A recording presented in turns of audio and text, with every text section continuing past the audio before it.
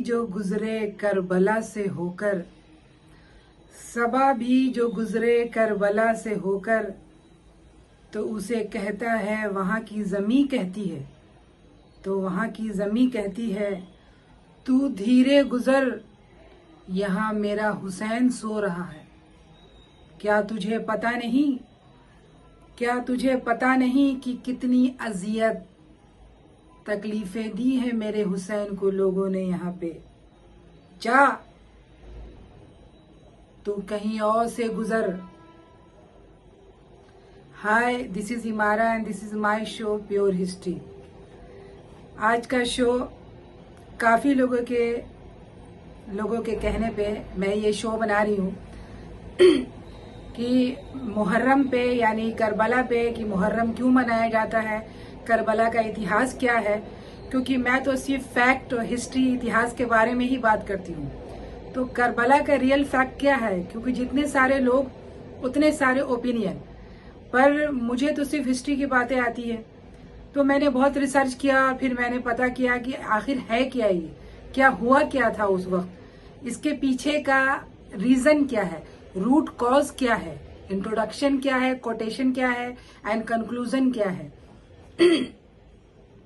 तो कहने का मतलब ये है कि मैं बात करने जा रही हूँ कि करबला में हुआ क्या था, लोग मुहर्रम क्यों मनाते हैं, और इस वजह से मैं इसके इतिहास के बारे में बात करने जा रही हूँ।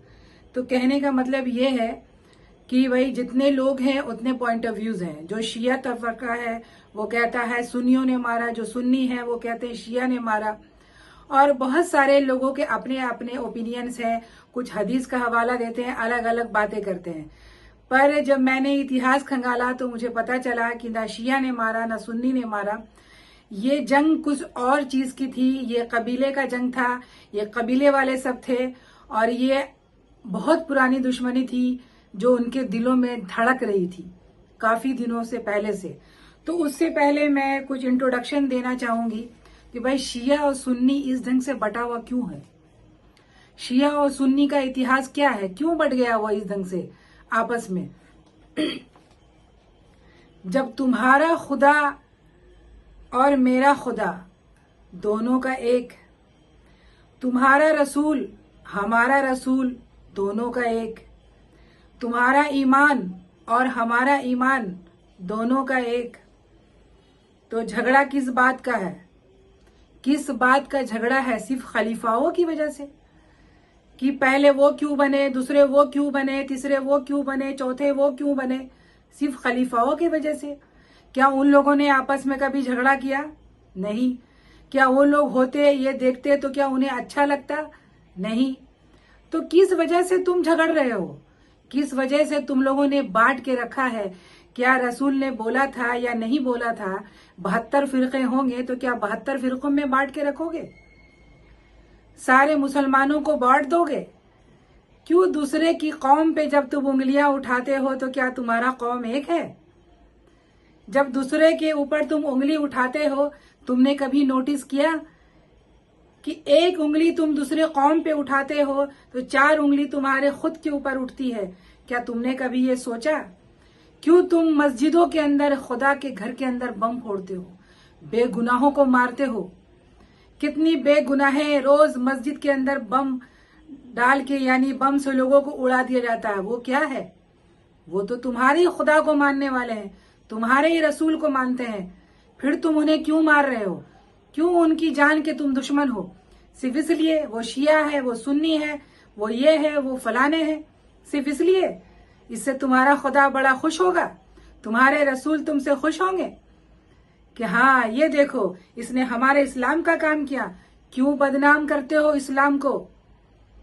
क्यों इस्लाम को बदनाम करते हो इस ढंग से? ये सब किसी ने नहीं कहा, ये सब तुम्हारे दिमागी शैतानी हरकत है। तुम्हारे दिमाग के अंदर जो शैतान ने जकड़ के रखा है, उसकी वजह से ये सारे काम तुम करते हो। और जिसमें नाम तुम इस्लाम का लेते हो, उस इस्लाम का नाम लेते हो जिस इस्लाम में अगर मारना सिखाया होता तो हमारे रसूल प्रॉफिट सल्लल्लाहु अलैहि वसल्लम, उनके ऊपर कितना जुल्म हुआ, कितनी ज्यादतियां हुई, बार बार उनको जान से मारने की कोशिश की गई। कितना तकलीफ उठाया, बार बार मक्का से मदीना और कहां कहीं उन्हें जाना पड़ा। और जब मक्का उन्होंने फतह किया, उनके हाथ में पावर था, उनके हाथ में पॉलिटिकल पावर, पैसा सब था। वो चाहते थे लोगों को चुन चुन करके कत्ल करवा देते। क्या उन्होंने किया? नहीं किया। उन्होंने तो तुम्हें माफ करना सिखाया। उन्होंने कहा कि सबको माफ कर दो, ये सबका ईमान है, वो सब खुद जाएगा। तो सबको उन्होंने माफ किया। उस रसूल का नाम लेकर तुम मारते हो, मस्जिद के अंदर बम रखते हो, लोगों को उड़ाते हो। ये कौन सा दिन है? ये कौन सा इस्लाम है? इस इस्लाम का मुझे समझ में नहीं आता कि किस ढंग का इस्लाम है और ये कैसा इस्लाम है। इसका ना कुरान से मतलब है, इसका ना खुदा से मतलब है, और ना इसका रसूल से मतलब है, और ना इसका ईमान से मतलब है। किस ढंग की, किस इस्लाम की बात तुम करते हो? आपस में ही लड़ बैठे हो। जब तक तुम एक नहीं होगे तब तक तुम्हारा ईमान कैसा, कैसा मुसलमान? इसलिए सबसे पहले खुद को सुधारो, उसके बाद दूसरे को सुधारने की कोशिश करो। सिर्फ जबान से बोलने से कुछ नहीं होता है। हमारा इस्लाम एक ऐसा मजहब है जहां पे एक बेगुनाह की मौत पे पूरी इंसानियत की मौत को कहा गया है। पूरी इंसानियत बर्बाद होती है। हमारे ऐसे रसूल, हमारे ऐसे प्रॉफिट के बारे में तुम बात करते हो, उनका नाम लेकर तुम खून खराबा करते हो। ये गलत है। उन्होंने बिल्कुल इस सब चीजों के लिए मना किया है। मैं ज्यादा जज्बाती नहीं होना चाहती हूँ। मैं शुरुआत करती हूँ करबला के बारे में, और उससे पहले इस्लाम का इतिहास। जब हमारे प्रॉफिट सल्लल्लाहु अलैहि वसल्लम का जो जन्म है वो 570 में हुआ था, एडी में, सबको पता है। उसके बाद 632 में वो पर्दा फरमा गए थे, यानी वो डेथ कर गए थे। उसके बाद जो है उन्होंने ये ऐलान कर दिया था कि हमारे बाद अब कोई प्रॉफिट नहीं आएगा, वो हमारे आखिरी प्रॉफिट हैं। उसके बाद, उनके जाने के बाद लोगों में ये था कि भाई हमारा जो मार्गदर्शन है मुसलमानों का, वो कौन करेगा? वो कौन करेगा मुसलमानों का मार्गदर्शन? हमारा खलीफा कौन होगा? कौन बनेगा खलीफा? ये सब चीजों में तो उनके जो खास लोग थे, अब जैसे कि जो तफरका जो बटा इन लोगों का, सबको पता है कि हजरत अली जो है हमारे प्रॉफिट सल्लल्लाहु अलैहि वसल्लम के जो है कजिन भी थे और उनके दामाद भी थे। तो लोग चाहते थे कि यही बनेंगे। पर ये क्यों हुआ, कैसे हुआ, ये सब उस वक्त की बात थी। लोगों ने जैसा चाहा या क्या बेस समझा, उन लोगों ने उस वक्त किया। अगर हजरत अली नहीं बने और अबू बकर सिद्दीकी बन गए तो इसमें कौन सी बड़ी बात हो गई? इसमें क्या हो गया अगर वो बन गए तो? इन लोगों के बीच तो कोई झगड़ा नहीं था। ये सब पायस खलीफा थे, अल्लाह वाले थे, अल्लाह के रसूल के बाद और अल्लाह के रसूल के ये सब दोस्त थे। तो क्या इन लोगों ने कभी आपस में झगड़ा किया? नहीं। तो हमारे पहले खलीफा बन गए अबू बकर सिद्दीकी, उसके बाद बने हजरत उस्मान, उसके बाद बने हजरत उमर, यानी हजरत उमर फिर हजरत उस्मान, और उसके बाद हमारे हजरत अली। तो उसी वक्त से पहला तफरका बढ़ चुका था।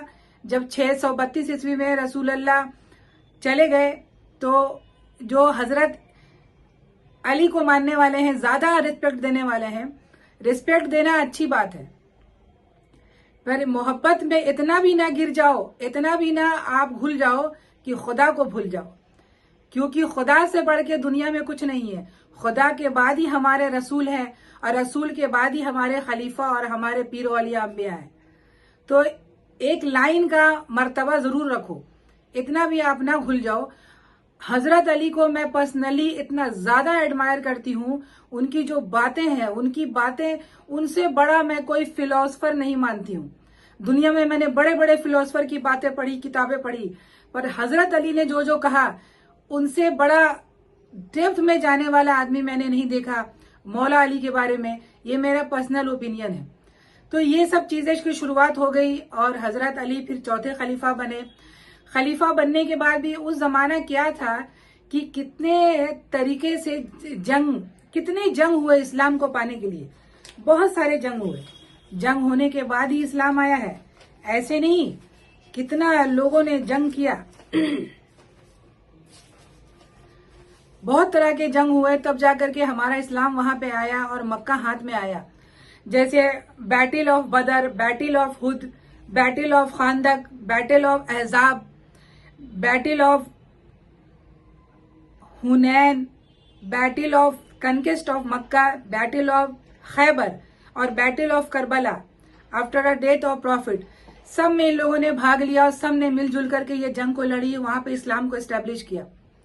उसके बाद की बात है जब हजरत अली भी बने, तो हजरत अली को भी छल से, पहले तो हजरत उस्मान और हजरत उमर, उनको भी छल से मारा गया था।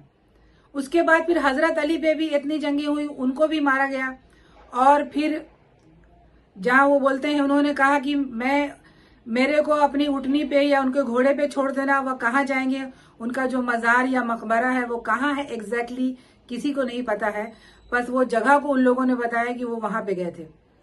तो मेरे कहने का मतलब है कि इसके बाद ये जो जंगें हो रही थी, उसके बाद इस्लाम आने के बाद भी बहुत सारे कबीले वाले थे, बहुत सारा, ऐसे रसूल पाक का जो है कुरैश का कबीला था, बनु हाशिम का, बनी हाशमी का कबीला, बहुत सारे कबीले, इतना मैं नाम नहीं ले सकती हूँ। तो ये लोग इस्लाम में तो आ गए थे, पर अंदर अंदर वो सब नफरत करते थे, अंदर अंदर उनके दिल में नफरत थी। इन्हीं को मुनाफिकीन कहा जाता है कि वो नफरत में जी रहे थे कि मक्का उनके हाथ से चला गया और सारी चीजें उनसे छिन गई हैं। तो इस वजह से जो है वो अंदर से नफरत करते थे कि वो वापस लेना चाहते थे, लालच। हजरत अली के जाने के बाद जाहिर सी बात है कि ऑटोमेटिक इमाम हसन और इमाम हुसैन, उनके बहुत सारे बेटे थे, पर दो बेटे जो हैं उनके मेन थे, इमाम हसन और इमाम हुसैन, जो 626 और 625 में ये एडी में पैदा हुए थे, यानी 1 साल की छोटाई बढ़ाई है। तो उनके हजरत अली के बाद तो यही, इन्हीं को ही खलीफा बनना होना चाहिए था, पर इनको खलीफा नहीं बनाया गया क्योंकि सीरिया का गवर्नर था मुआविया, जिसको कहते हैं उमायद खलीफा, उमायद का डायनेस्टी है ये लोग वहां, वो सब तरफ ये लोगों ने छल से वो उन्होंने खुद खलीफा बन गए हजरत अली के बाद। हजरत अली के बाद उसने खुद को खलीफा घोषित कर दिया। उसके बाद जो है जब तक हजरत इमाम हसन बड़े हुए, उसके बाद उनको खलीफा बनना था, लेकिन उन लोगों ने तो बन चुके थे, तो इन्होंने बैठ दे दिया कि ठीक है भाई, मुझे छोड़ दो, तुम ही खलीफा बनो। और ये आराम से अपना वहां उन लोग रहते थे। फिर भी जो है उनको उनकी बीवी के द्वारा जहर दे के मरवाया गया, ये भी हिस्ट्री है। उसके बाद यानी वो 44 साल के एज में मरे, उनके 10 साल बाद की हिस्ट्री मैं बता रही हूं। जब इमाम हसन गए, 44 साल का एज था जब उनको जहर दे के मारा गया था।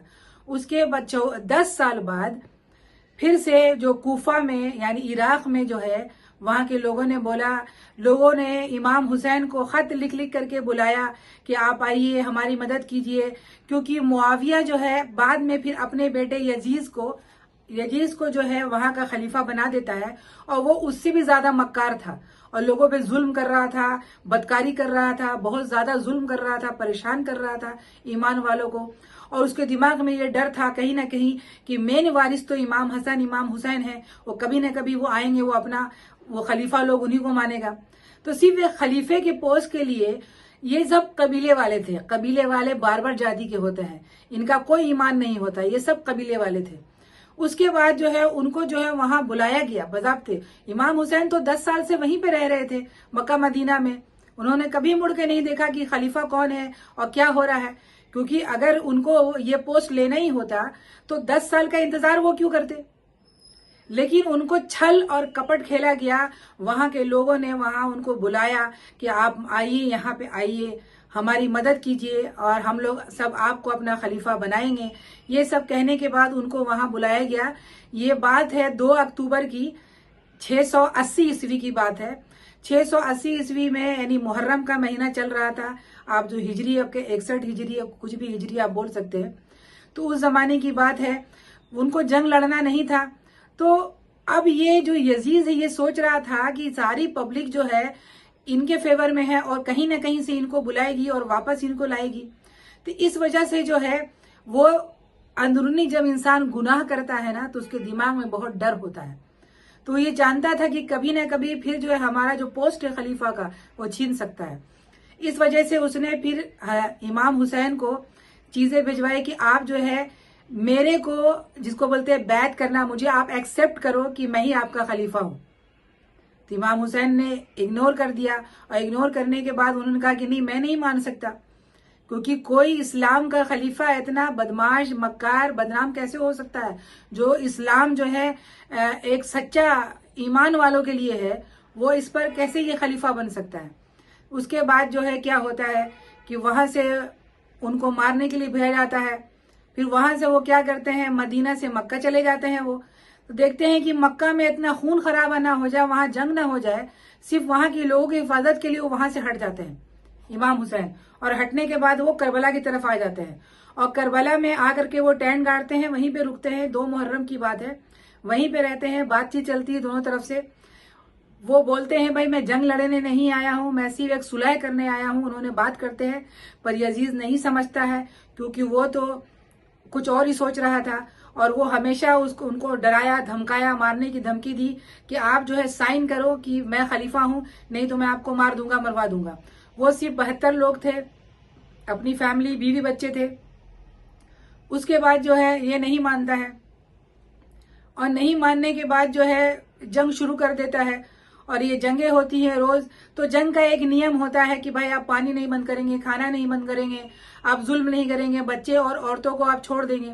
लेकिन ऐसा नहीं हुआ, उसने पानी बंद कर दिया, खाना बंद कर दिया, बच्चे और औरतों पे जुल्म कर रहा था, सबको मार रहा था। तो इस ढंग से इसी में जो है इमाम हुसैन का बेटा छोटा, एक 6 महीने का, एक अली असगर और एक अली अकबर, ये दोनों बच्चे, जो 6 महीने का बच्चा था उसको भी जो है तीर से भोंक के मार दिया जाता है। यानी वो उनसे पानी मांग रहे थे, तो उन लोगों ने पानी के बदले उन्हें तीर दे दिया, और तीर से एक 6 महीने के बच्चे को मार दिया। ये किस ढंग की सोच थी उनकी, वो इंसान तो नहीं हो सकते, वो जानवर थे। उसके बाद इस ढंग से जंगें होती हैं, 10-7 दिन तक जंगें चलती हैं, और बहुत जुल्म किया जाता है, इन लोगों के ऊपर जुल्म होता है। और जुल्म करने के बाद जो है आखिर लास्ट में 10 मुहर्रम के दिन जो है उनको शहीद कर दिया जाता है। सारे लोग शहीद होते हैं, कुछ बीवी, औरतें और बच्चे बचती हैं। और वहां के लोग डर के चुपचाप अंदर ही छुपे रहते हैं, कोई बाहर नहीं आता है मदद के लिए कि हाँ भाई वो जो है रसूल के निशानियां हैं, वो रसूल के खून है, उनको आके बचाए, मदद करे, नहीं आते हैं। लेकिन जब खून खराबा हो जाता है, सारा तमाशा हो जाता है, तब जो है फिर जो है वो जो है बाहर निकलती हैं औरतें और बच्चे कि तुम लोगों ने क्या किया, ये सब रसूल के नवासे थे, उनके बच्चे थे, उनको तुम लोगों ने मरवा दिया। उसके बाद वो अपने सीने को पीटती हैं और रोती हैं और चिल्लाती हैं सब तरफ। तो ये सब चीजें हो जाती हैं। एक तरह का शैतान सा खूनी मंजर था। करबला में एक खून की नदियां बह रही थी, बेकसूर लोगों को मारा जा रहा था, और बुरी तरीके से बिना कोई रीजन के लोगों को मारा जा रहा था, सिर्फ एक खलीफा के पोस्ट के लिए कि तुम एक्सेप्ट करो कि मैं खलीफा हूं, नहीं तो मैं तुम्हारे साथ ऐसा काम करूंगा। तो ये सब चीजें चल रही थी। ये चलने के बाद भी अभी क्या होता है, उसके बाद सारा जुल्म होने के बाद यहीं से भी तफरका बढ़ता है कि उन लोगों को लगता है, जो मक्का मदीना में थे, उन लोगों को लगता है कि वहां जो लोग थे उन लोगों ने मरवाया उनको बुला करके, यानी उन लोग शिया थे। तो इन लोगों ने समझा कि इन लोगों ने मरवाया, जबकि उमैयद का जो मुआविया था, और मुआविया और उसके बेटे यजीद और उसके सब लश्कर, इन लोगों ने मरवाया। ये सब जो है कबीले वाले थे। उसके बाद ये होने के बाद सारी चीजें खत्म हो जाती हैं। उसके कई सालों बाद जो है ईरान में, जैसे कि शिया और सुन्नी तो दो तबका बट ही चुका था, तो ईरान में एक बादशाह गुजरा था, उसका नाम था अल हुदरूज। तो उसने जब सुना ये कहानी, सारी बातें कि ऐसा जुल्म हुआ था इमाम हुसैन पे और मुसलमानों पे, तो उन्होंने ही ये बात निकाली कि जब तक दुनिया रहेगी लोग मातम करेंगे और उस दिन रोएंगे, और उसी दिन जो है यानी शोक मनाएंगे। यानी शोक मनाना, काला कपड़ा पहनना, ये शुरुआत अल हुदरूज बादशाह ने की थी, ईरान के बादशाह ने।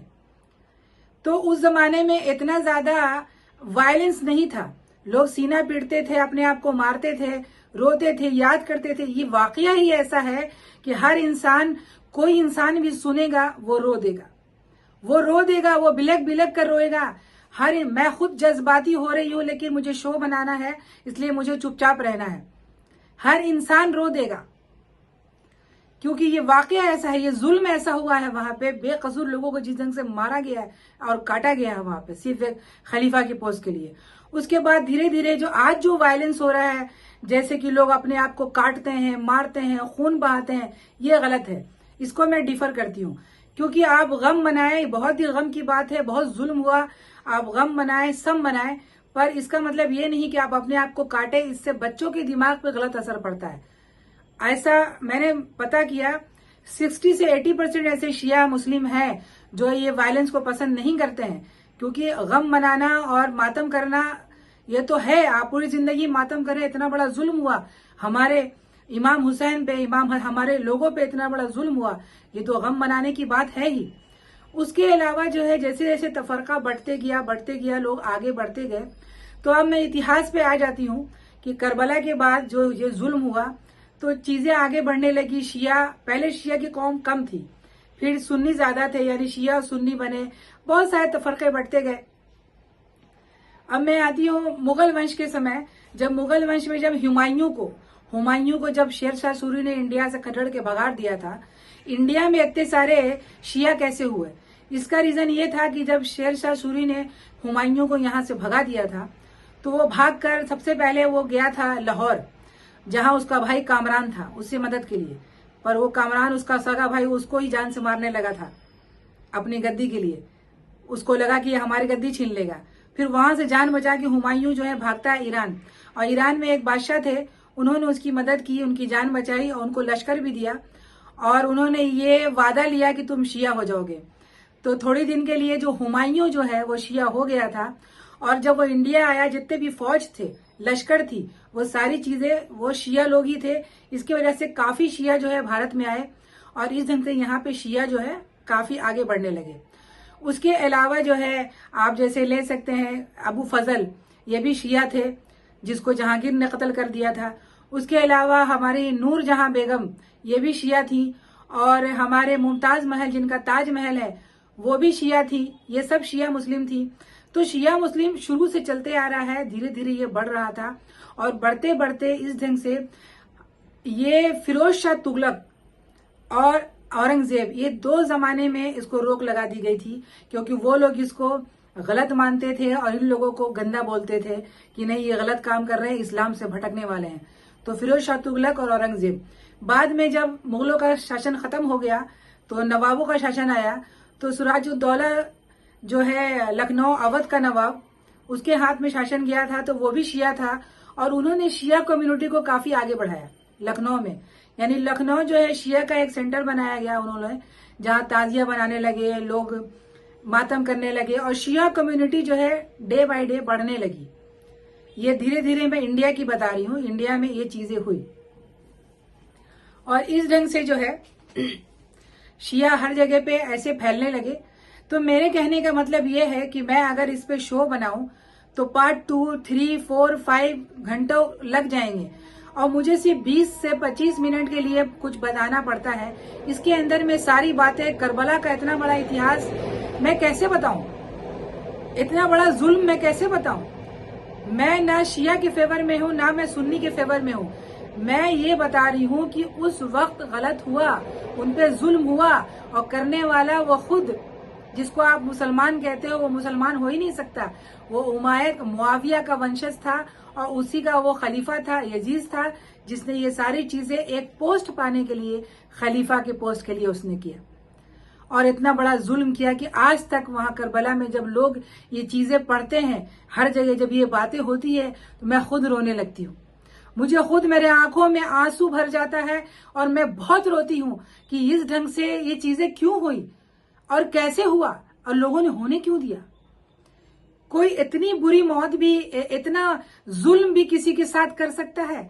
तो आप मातम करें, क्योंकि हमारे रसूल अल्लाह ने कहा था कि गम मनाना 3 दिन से ज्यादा नहीं। अगर वो होते तो क्या वो ऐसा करने देते? आप अपने जिस्म को काटते हो, खून बहाते हो, जंजीरें मारते हो, ये गलत है। ये मेरा ओपिनियन है। आप मातम करें, इतना बड़ा जुल्म हुआ है, आप सब करें, पर प्लीज आप जो वायलेंस है उससे बचें। और आज के जनरेशन को, यंग जनरेशन को आपको मैसेज देना है, हमारे जैसे लोगों को, जो आज के जो ब्रॉड माइंडेड है, जो मॉडर्न जमाने के जो बच्चे हैं, उनको आप एक सही ढंग से मैसेज दें कि किस ढंग से इस्लाम का उदय हुआ, कितना जुल्म हुआ, कैसे कैसे इस्लाम आया, हमारे प्रॉफिट ने क्या सहा, और इस्लाम किस ढंग से आया, तलवार के बल पे नहीं आया। ना किसी पे जुल्म हुआ, उन्होंने खुद जुल्म सहा और तब जाके इस्लाम आया है। और बड़े बड़े खलीफा जो थे वो खुद अल्लाह के सब वली थे, वो ऐसा काम। और मैंने बताया हजरत अली उनके साथ भी लोगों ने मक्कारी की, छल खेला। ये लोग क्या चाहते थे? ये सब सिर्फ अल्लाह वाले थे और समाज को एक खूबसूरत ढंग से बनाना चाहते थे कि इंसान में अमीर गरीब सब बराबर हो, किसी पे जुल्म ना हो। सिर्फ ये नहीं, जो लोग जो हाथ में तलवार ले लिए कि हम बोल रहे हैं ला इलाहा इल्लल्लाह मुहम्मदुर रसूलुल्लाह, सिर्फ ये बोलने से इस्लाम नहीं होता है। सिर्फ दाढ़ी टोपी रखने से, सिर्फ बुर्का पहनने से इस्लाम नहीं होता है। इस्लाम का मतलब होता है तकवा, मुकम्मल ईमान, कि आपका तकवा कैसा है, आपका ईमान कैसा है, आपकी अंदरूनी सोच क्या है, आपकी सोच कैसी है, आपका जो 5 पिलर है, खुदा ने आपको मैसेज क्या दिया है। इस्लाम का मतलब ये होता है। इस्लाम में बहुत सारी चीजों को फर्ज और सुन्नत और नफिल करके बताया गया।